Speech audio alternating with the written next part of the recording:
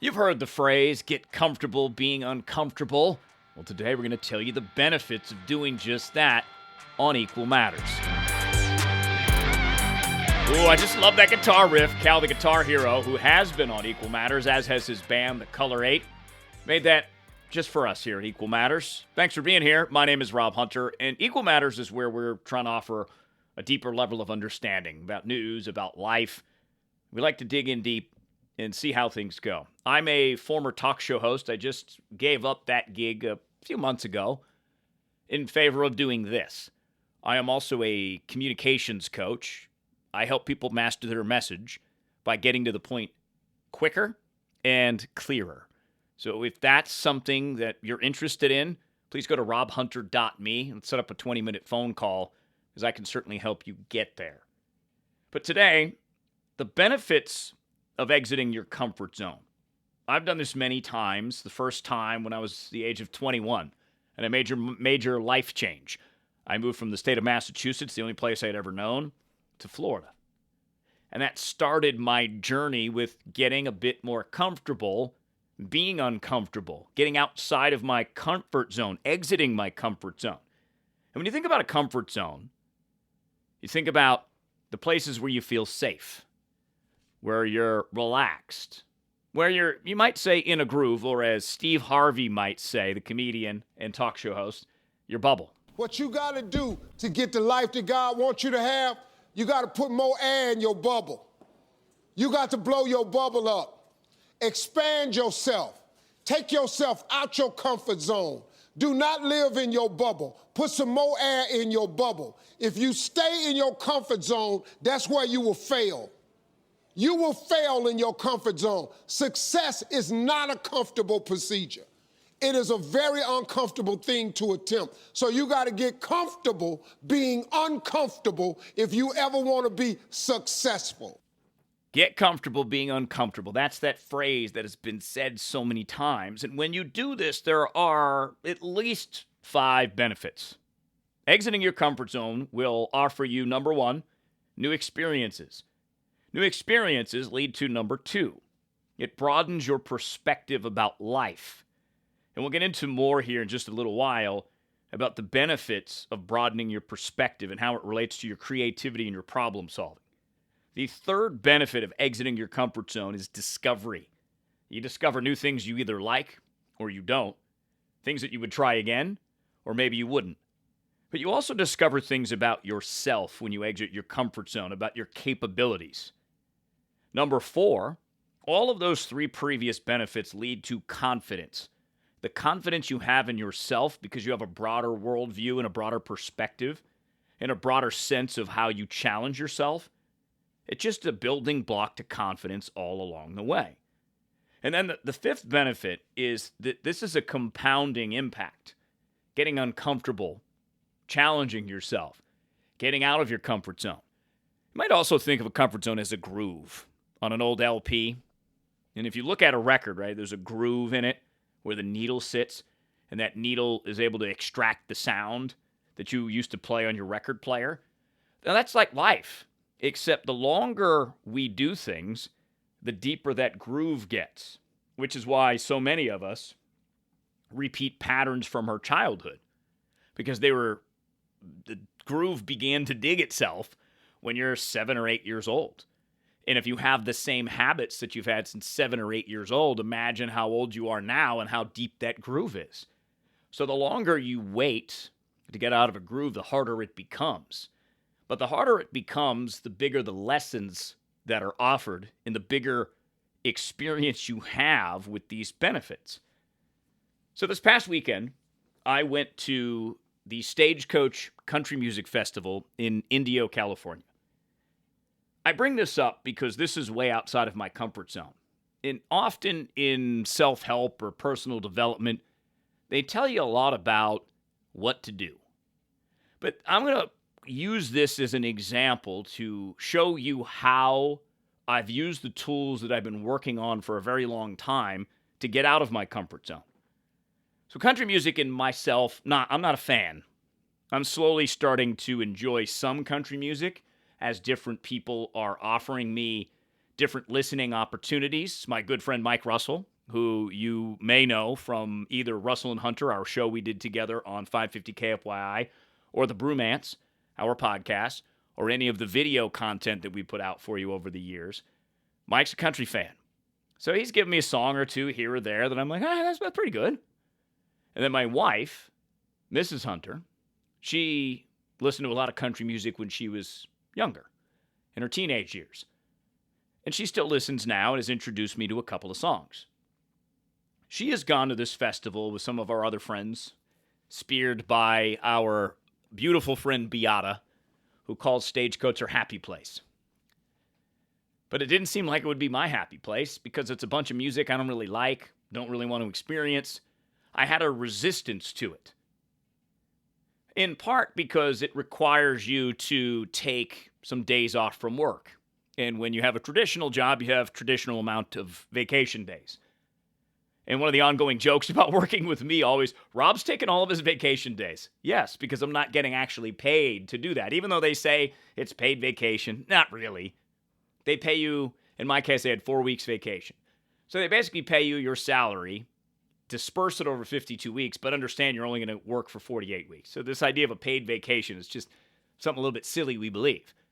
So I had to really pay attention to those 20 days and when I wanted to take them and what I wanted to do with them. And did I want to spend 3 days in Indio, California, listening to country music? So I had resistance there. I had resistance to the country music. But this year, post-job, I decided, why not? Mrs. H has been trying to get me to go for 4 years. Beata has been trying to get me to go for 4 years. Now that I have the time and I don't have to quite consider vacation days the same way, figured I'd jump right in. Now, to get to this point, to be able to accept this discomfort, it came with a couple of other things. It wasn't just going to see country music, because what they do at Stagecoach, it's actually pretty fantastic. It's a bunch of RVs and RV lots where you can stay. Now, you don't have to. You can stay in a hotel. You could stay with a friend. You can rent a house. But a lot of people cram in RVs and set up a 4-day tailgating adventure. It's intimidating to me to drive an RV. I have not done it since I was 22 years old when I learned how to do it at my first radio station, of which I drove that RV maybe 2 or 3 times. So I wasn't real comfortable with that. So there's discomfort level number 2. There were a couple of other things that came up from a discomfort standpoint once we got to Stagecoach, but as I'm facing this discomfort, I understand something. I heard my friend Sierra explain emotions 2 ways. There's emotions that are based on love, and there are emotions that are based on fear. That's it. We have many words for each side: positive emotions, negative emotions, sadness, anger. Those are fear-based emotions. So I understood that my discomfort is based on fear. And the basketball player Kobe Bryant summed up the greatest challenge that we face is that. I think the greatest fear that we face is ourselves, actually. I think it's not anything that's external or anything that's superficial. I think the greatest fear you face is yourself, because we all have dreams, and it's very scary sometimes to accept the dream that you have. And it's scarier still to say, okay, I want that. It's scary because you're afraid that if you put your heart and soul into it and you fail, then how are you going to feel about yourself? Obviously, Stagecoach isn't quite the same as that big vision you may have for your life and about what you're capable of, but it ties in because I had resistance to go to Stagecoach, to drive an RV, because I thought the setup was going to be real complex and that maybe I wouldn't drive it as confidently as I could. But knowing that I have done enough work and I've gotten out of my comfort zone many times, I've moved 6 states. I did that in a span of about 7 years. So I got comfortable going into certain circumstances and moving somewhere by myself. So that built a level of confidence in me that I could go handle Stagecoach and figure out how to have fun. The RV thing, though, that was a little different. So what happened was on the Indio Festival, Stagecoach Festival starts on Friday. The RVs go there on Thursday. We went out Wednesday because we rented one from a family in Indio. So we go meet him at an RV park, and he shows us what to do. He shows us where to plug in the power, shows us how to turn on the main power, how to turn on the AC units, how to extend the seating area and the bedroom that's in the back, to do all the things. And as I'm sitting there, I had this whole idea built up in my head that it was going to be super complex and I was going to have to take notes and mark down everything that he said. But it wasn't that at all. I was telling myself a story in my head that this was something I could not do. There's no way I could figure this out. It's relatively easy and everything's marked. Plus, Patrick, the RV owner, he's got a binder. In that binder, it gives you all the instructions of basic things that you need to know about operating the RV. Sounds like, okay. Had a lot of discomfort on that for no reason. So that was great. And then the next morning came time to drive the RV. And I decided I'm just going to go slow and take big, wide turns. And once I was in that car for about a minute, I felt good. I felt comfortable. Because I didn't really psych myself up about it. I just looked at it this way. I stopped the chatter in my head. I took a couple breaths. I focused on what I needed to do, and I just did it. And that's a skill that I've been practicing for the last 5 or 6 years. I've been practicing what Bruce Lee said in an interview way back in the day. I said, empty your mind. Be formless, shapeless, like water. Now you put water into a cup, it becomes the cup. You put water into a bottle, it becomes the bottle. You put it in a teapot, it becomes the teapot. Now water can flow or it can crash. Be water, my friend. I've been working with that quote, that reminder for years. Anytime a situation didn't go my way, anytime I got anxious about an outcome I couldn't control, anytime I was thinking about the past and it'd be weighing me down, or anytime a negative belief would come up, I would think about that quote, I would picture Bruce Lee's face, and I would breathe in. And it's amazing what happens when your mind chatter stops. It's hard to do at first. It took me quite some time of practicing to really get good at it. But in situations like this, I know I'm making a big deal about driving an RV, but I'm just explaining to you how my mind and body work. But when it gets down to it, when it's go time, it's go time. It's like when you turn on the microphone for a radio show in my case. It's go time. You know what a time it is. Boom, it's time to perform. Same thing here. And I've done it enough times, be water, breathe in, that I've gotten decent at it. And it's allowed me to expand my comfort zone and allowed me to have new experiences, broaden my perspective, discover things about myself, discover new things that I like, and build more confidence in myself. Again, these are 4 of the 5 benefits, that 5th one being the compounding effect. And the compounding effect really comes into play when you start to practice. Like I said, I practiced Bruce Lee, be water. I found my tool that works for me in stressful moments. And I used to watch these quotes from Kobe Bryant, again, the basketball player. And I always thought, how does the Mamba mentality apply to real life? Because in basketball, it makes sense. In basketball, your job is to score points. You shoot a ball through a hoop. In order to do that, you've got to beat the defense of the other team. So you work on your game all day long. And it seems pretty obvious that you practice your footwork, you practice your jump shots, your free throws, your three-pointers, you practice your defense, you run plays over and over and over again until you work them the right way. How does that apply to real life? Well, Kobe himself talked about his practice habits, and this is really an indication about what you could do if you wanted to implement some more tools in your life to be able to manage your fear better, your negative thoughts, whatever it is that you have, because we all have a thing, right? Listen to Kobe here, and then we'll apply this to real life. Your job is to try to be the best basketball player you can be, right? To do that, you have to practice, you have to train, right?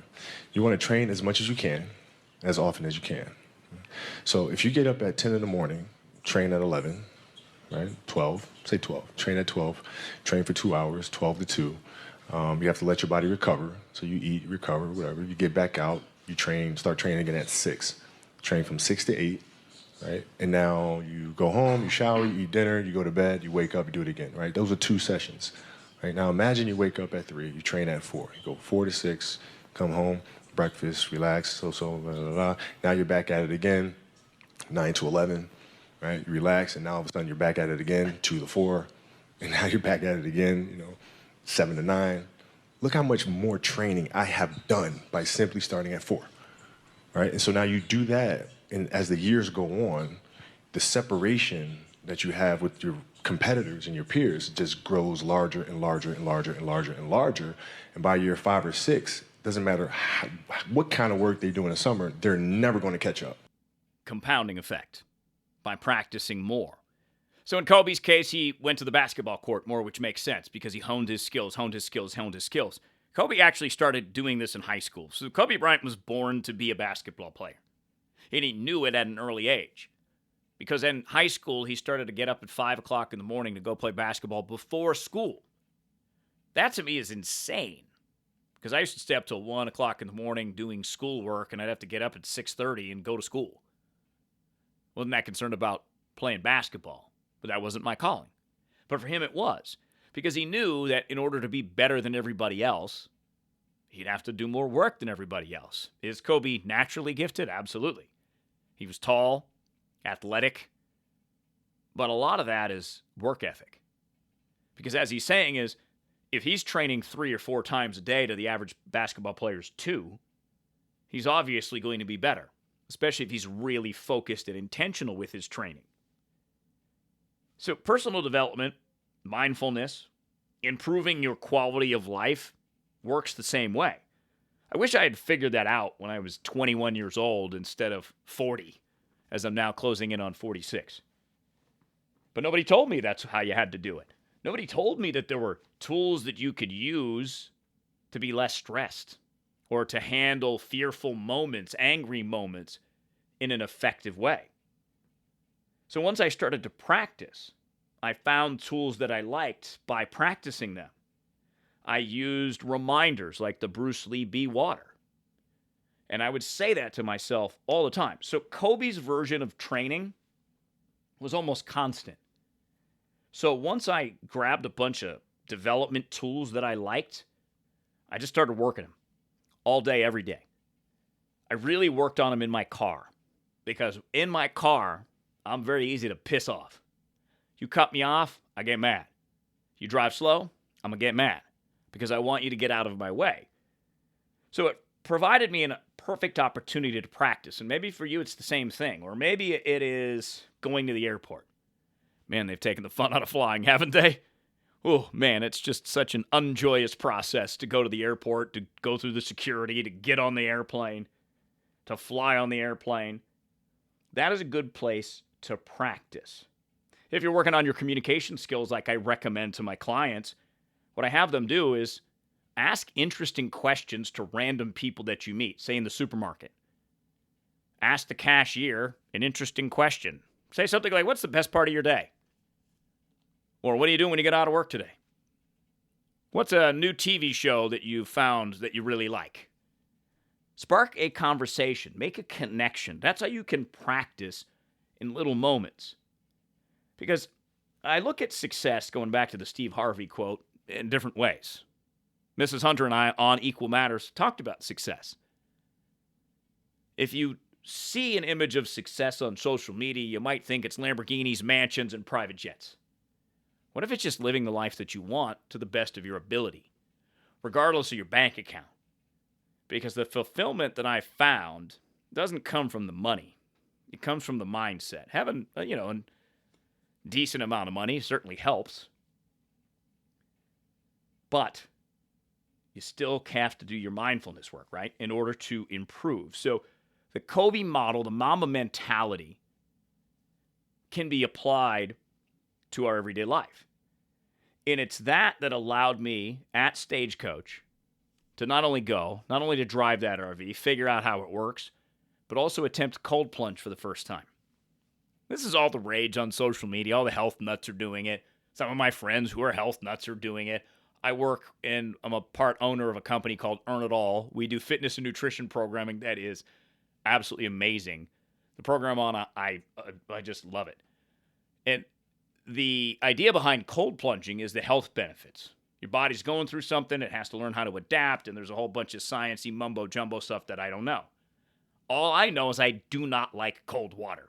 I don't like being cold. I live in a desert, and it's awesome. In fact, if it's below 72 in this desert, I'm cold. And now that we're closing in on our 100-degree plus months, I'm pretty excited about it. That's how much I dislike cold. But we walk by this tent on Thursday, day one after we get our RVs all set up. I drive it to the place. I'm feeling confident, feeling good. And I sign up for this cold plunge in one of these tents that they have. There's peer pressure. BI wanted to do it. Mrs. H wanted to do it. Our friend Nicole wanted to do it. So I'm like, all right, I'm going to do it.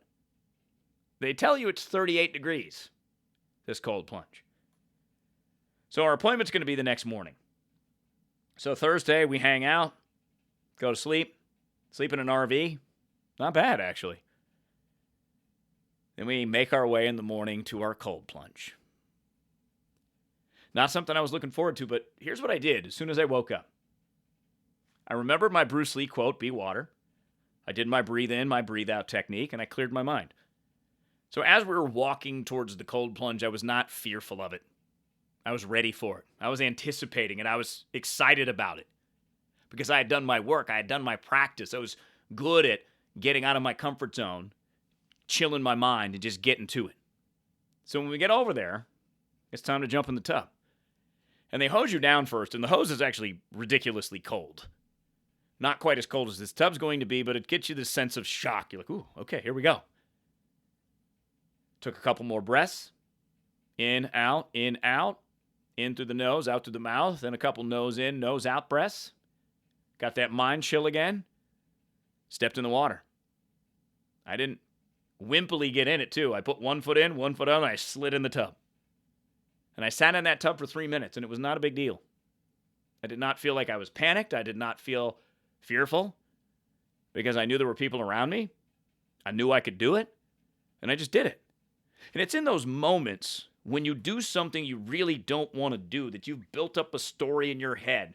And when you do it, you get out of that tub, you feel amazing. Not from the health benefits of the cold water, but from the fact that you did it. And you didn't think you could. That's what's pushing yourself outside of your comfort zone.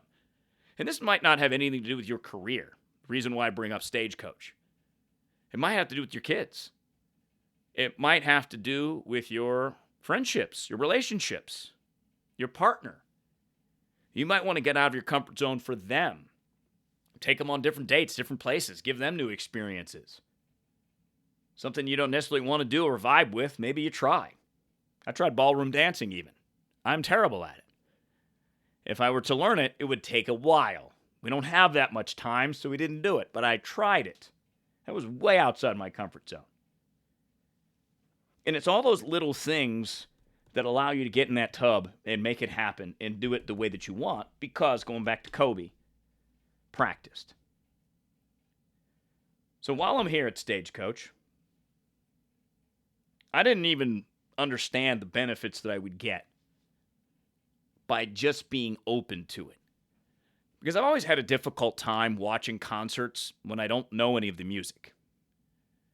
So the first up, it wasn't the first performance. The first performance that I saw was Dwight Yoakam, old school country guy. I don't know anything about Dwight Yoakam other than the name, and he was a big name, in the 80s? Maybe the late 70s, maybe early 90s? I'm not quite sure. But I went anyways, and I did that same be water, mindful breathing technique to clear my mind because I just wanted to watch Dwight Yoakam perform. It doesn't matter what the words of the songs are or whether or not I know them, I can still go have a good time. And I did. Dwight Yoakam.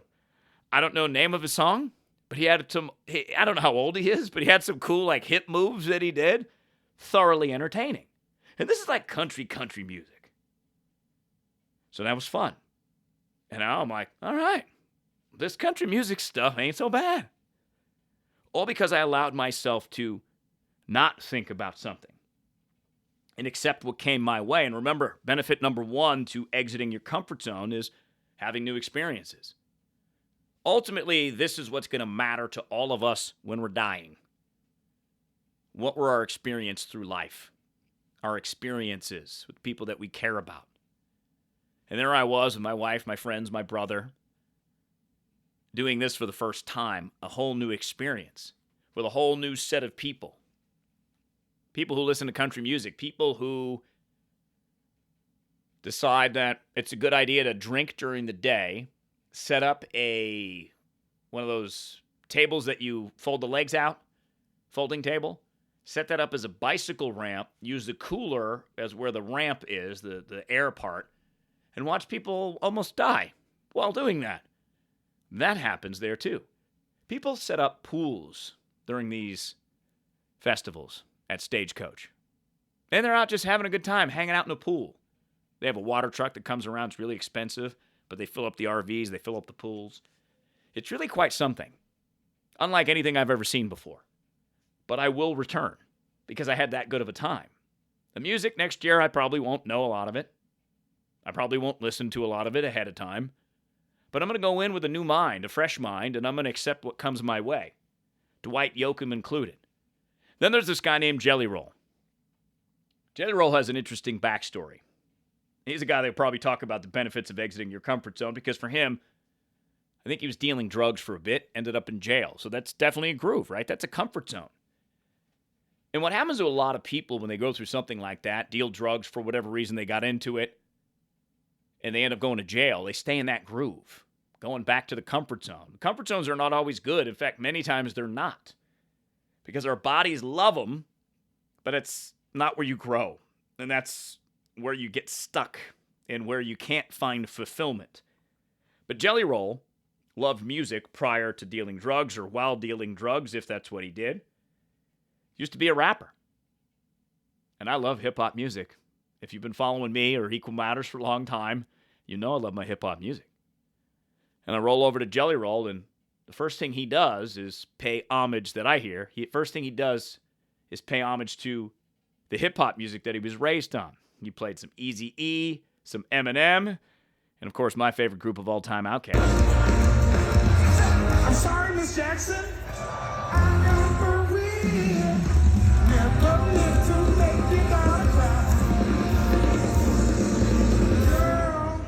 Jelly Roll was so much fun. He had so much energy. He's got face tattoos. He doesn't look the part. He's a big dude. But that's the point. The point in all of this is, to me, you're capable of whatever you want to be capable of. The dream you had as a kid, the dream you have now. I don't want to get too motivational on you, but when you look at a guy like Jelly Roll, when he's overcome, now he's a huge star. And he's tying hip-hop into my favorite genre, into this new genre. So I'm like getting hooked on this stuff. And Jelly Roll has a great song about asking God for a favor. It's a fantastic song, and I'm like a fan of that now. Sucked me in. But as I'm here getting this new experience, benefit number 2 of exiting the comfort zone is broadening my perspective. I had a very limited view of country music and country music listeners for a long time. I didn't know any growing up. I grew up in Massachusetts. I didn't even know country music was a thing. I thought that was something they did like in Tennessee or Kentucky. My brother started to listen to country music in like the 90s. And I thought he was weird. I'm like, where did you come from? No one in the family listens to country music. We're not from the South. We don't have a farm. We don't have a pickup truck. So I thought it was very weird because I had a limited perspective about the genre. But here I am seeing now 90s hip-hop influence current country artists. And it didn't stop there because Eric Church came up next, a very controversial set from Eric Church. I only knew a very little bit about Eric Church, a couple songs Mike Russell introduced me to. But I was like, these are fine. But Eric Church came out and did something as a true artist that many of his fans did not like, I happen to love, because I came in with zero expectations. Going back to clearing that mind. Another huge benefit of clearing your mind is it clears your mind of expectations. So then you can just accept the outcome that comes. Good, bad, indifferent. And what I found is approaching Eric Church like that was that I could see the thematic performance that he put on. Eric Church. That's his actual last name. In his song, Mistress of Music, he explains how he first fell in love with music was in a church. So the background is a church. During the concert, he brings out a church choir, 16 people in it. And he played several songs that connected to the church. Hallelujah by Leonard Cohen. He played a bunch of other ones as well that I can't remember the names off the top of my head. And then he put a couple of his songs in there. And then he did all these covers from all the things that influenced Eric Church to be the songwriter and performer that he is today, including Snoop Deal Double G. Don't you know it's 2 a.m. and the party's still jumping? 'Cause your mama ain't home. We got bitches in the living room getting it on, and they ain't leaving 6 in the morning. The choir, right? Holding that note, 6 in the morning. I found this performance to be mind-blowing. Again, not knowing much about Eric Church, I'm come out and do this and play homage to the things that influence him at this huge set in Stagecoach, where many of his fans just wanted him to sing his songs. And a lot of them are like rock songs. So they were disappointed this was just him and an acoustic guitar and the choir. But I absolutely loved it because I loved watching him perform as an artist for an hour and 15 minutes straight. And it opened my mind up to Eric Church. And I came home and started listening to some Eric Church music, and I found some jams. All because I exited my comfort zone and tried something new. Because that's that third step, the third benefit of pushing past your comfort zone, getting out of your groove, discovery. So I discovered Jelly Roll, Dwight Yoakam. Not discovered Dwight Yoakam, but I now have more of a relationship than he's just a name in country music. Eric Church. I also loved Eric Church's performance because it was unique. A lot of these artists that go to stage shows and do festivals just repeat those stage shows. So Taylor Swift just did this huge tour. It was the same show every night, just in different cities all across the world. If you're in the middle of a tour, you bring that tour to Stagecoach and you basically do it. Maybe the setup's a little bit different, but the song list is typically the same. Eric Church was completely different, because he created this performance specifically for Stagecoach. And I thought that was awesome, too, because it elevated the specialness of the performance. Because you, if you didn't go to Stagecoach, will never get to see that. He won't do that at his next tour. But I got to see that. So I find that to be incredibly awesome in discovering new things. I saw Miranda Lambert. She performed on Saturday night. She brought out Reba McEntire. And I love Reba. I've loved Reba for a long time. Don't know much about her music, but I've always just loved her attitude. I've seen her in interviews. I watched her TV show that she had for a couple of years way back in the day. My wife and I did. So I've always loved Reba. And I know that she's a country music legend. So have Miranda Lambert pull her out. Again, my experience, just by saying yes, has broadened my perspective about show business and how to get audiences excited, how to surprise audiences. Bring out the queen, Reba.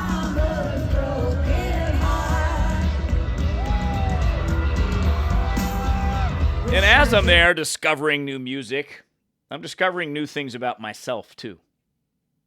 How I can change my mind, how I can broaden my perspective, and I can discover what these new experiences that lead to broadening my perspective do for me. It means I'm adaptable. Like Bruce Lee essentially is saying, when you're water, you adapt to what's in front of you. And water is the strongest element on Earth. Look at the Grand Canyon, formed by water. Water is patient. Water can be the teacup, as Bruce Lee said. Water can be anything that you put it in. So that means it's being adaptable to its surroundings. And here I am practicing my adaptability set on a multi-discomfort level arena. And I don't say that to brag. I say that to use an example of what happens when you practice these mindfulness techniques and then what you can do. Now, this might be a little bit different because it was partying and it was fun, but it's something I would have missed out on had I continued to say no, because that fear crept in about the vacation days or the country music or the party or whatever the case may be. You can very easily talk yourself out of things. And some things you should talk yourself out of. especially that groove. If it's not a healthy groove, talk yourself out of that groove by finding a purpose, finding something emotional that will motivate you to get out of that groove. And these are things that I've had to do. And I can't tell you the benefits just in the adaptability and how life just changes when you become more adaptable to what you can control and what you can't. We've talked a couple of times on Equal Matters about the dichotomy of control. This goes back to Stoicism. Stoics are very poignant about what you can control and what you can't. This is that dichotomy, right? It's you can control you can't control anyone else. So I equate that to a couple of things. You can control what you think. Certain things will pop into your mind, but you can control your focus. You control what you say, and you can control what you do. But you can't control what I do. I can't control what you do. So if I accept reality as reality, I can adapt to it. And then when you adapt to reality, your creative abilities increase. And especially if you have new experiences that broaden your perspective, you now have a broader base of things that you can create. And I think creativity includes problem solving. And problem solving is definitely easier the more adaptable you become. And then as you do this, you become more confident in your capabilities. And when you become more confident in your capabilities because you're practicing like Kobe every chance you get, the tools that you have chosen to advance your life, fulfill your life, make more money, whatever it is, the more you practice, the more confident you become. The more confident you become by expanding your comfort zone now, the bigger problems you can solve, the bigger risks that you might take for yourself because you're confident in your abilities to figure things out, which is one of the reasons why I left my job. Because I'm confident in my ability to do it my way, my own way, all while teaching you how to communicate more effectively, to get more influence, to get your points across clearer and quicker, because this is the world we live in. Everyone's trying to grab each other's attention through communication. The better and more effective you at it by practicing, the more effective you will be. If you're trying to move up the ladder, if you're trying to get more of your pitches, it all depends on how well you do. And if you take a Kobe-like approach, and I'm going to practice my communication every single day, I'm going to find opportunities, you'll be better off. Might not happen tomorrow, might happen in a year, but in 2 years, you're going to be so much further ahead of the person that didn't do anything, that did the bare minimum, showed up at 9, left at 5, didn't practice. But accepting reality is part of this process. And going through exiting your comfort zone with your new experiences and you're broadening your perspective, your discovery, your confidence, and your capabilities. And then you notice that you can take on 3 uncomfortable things at once and be fine with it. And maybe even like them. Because that's that compounding effect. That is really what drives the results. The practice, constantly. And again, it's not as physically exhausting as Kobe Bryant. It's just reminding yourself to do it as often as you can. That too takes practice. But the more you do it, the easier it becomes. I know that sounds ridiculous. So the challenge for you today is think about a way you could exit one of your comfort zones. You probably have many. I have many. My experience at Stagecoach once again proved to me a couple of different things. The benefits of getting out of this comfort zone. And sometimes you just got to do it. You got to stop thinking about it, and you got to do it. I'm an overthinker, probably like you. But there is this point when you decide in life, this is where I'm going to stay, or this is where I'm going to grow. And as human beings, we're designed to constantly grow. So something you could challenge yourself with to get out of your comfort zone, maybe it's working out. I just did this too. I really didn't like gyms. I preferred those group workout classes, mostly cardio-based. I was comfortable with it.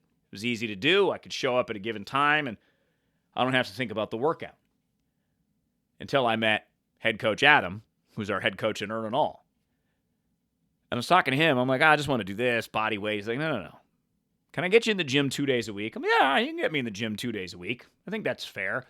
Because I don't like driving to the gym. It takes too long. I don't like hour-plus long workouts. If you have to drive 15 minutes to, 15 minutes home, Then if you want to go in the sauna, it's like a 2-hour commitment. He's like, just give me 2 days a week. Give me 2 days a week. Let's try some things.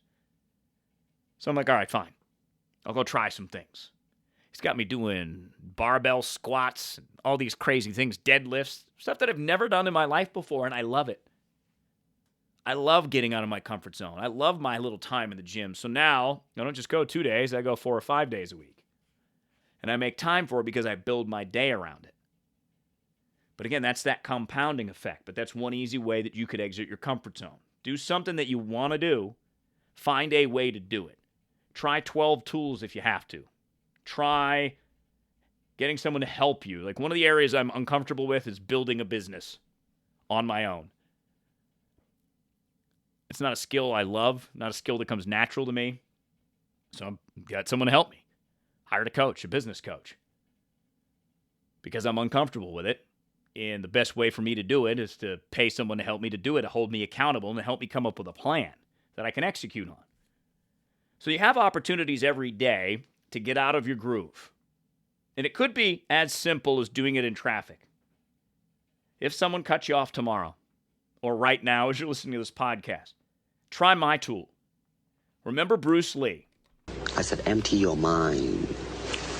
Be formless, shapeless, like water.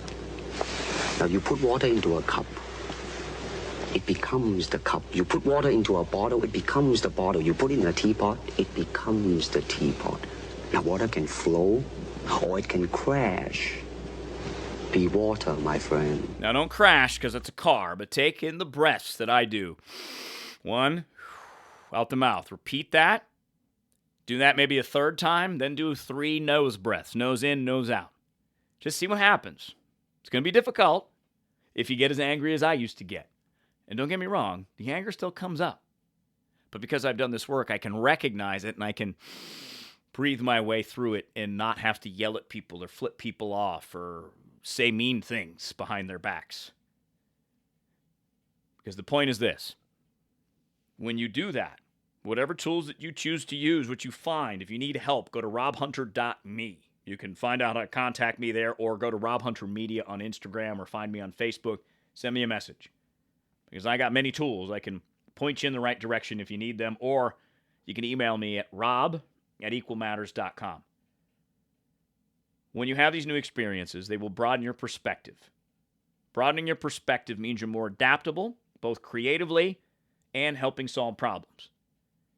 While doing this, you'll discover new things that you like or you don't because you're trying new things.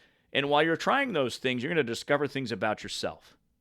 You're going to uncover beliefs that you have that are holding you back, just like I did during the Morgan Wallen set at Stagecoach. Yeah, that happened. I had this big moment. And I was like, wow, where'd that come from? And I'm like, oh my goodness. This is exactly where I need to be at this moment. Because my confidence has been shaken a little bit. Coming out of employment, unsure in some ways which to go. But by doing these things, it reminded me of what I'm capable of. And it reminded me of what a human being is capable of, entertaining an audience with songs. Morgan Wallen, I understand why he's so popular now. He has this way about him, his music, it touches people's emotions. And I could feel that in the crowd. So I had this own self-discovery moment that I needed to have to be able to push myself to the next level. Because these benefits compound over time. That's why I'm encouraging you to today or tomorrow push yourself out of your comfort zone in one little way and see what happens. And then in 2 days, do it again. And in 3 days, do it again. Build a habit around it. And just discover what it feels like to be uncomfortable. And then when you're uncomfortable for a few minutes, what happens to you after? Point is, try things. New things. Get out of that comfort zone. Challenge yourself. And you'll do great things and achieve the things that you want to achieve. Thank you for being here on Equal Matters. Once again, my name is Rob Hunter. Find me at robhunter.me or rob@equalmatters.com. Don't forget to subscribe, rate, and review. It helps the show grow. And please, share this with friends. Either send it to them or invite them to download it, because Equal Matters is here for everybody. Because, quite honestly, I just don't think the traditional media serves people as well as they should. So here, we'll start, we'll grow, and we'll bump into walls together and exit our comfort zones. Until next time, good night.